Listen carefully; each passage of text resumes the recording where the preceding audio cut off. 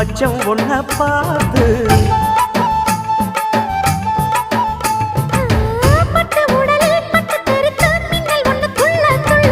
வெக்கம் துடிக்க விளக்கணைக்க ஜன்னல் கண்ணை மூடிக்கொள்ள 10 நாள் கழிச்சு தாண்டி கதவை திறக்கணும்.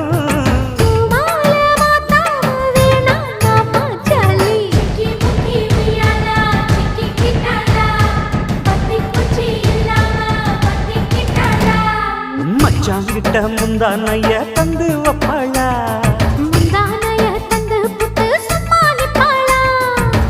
பல நாள் பசி இருக்கு விருந்து வப்பாளா.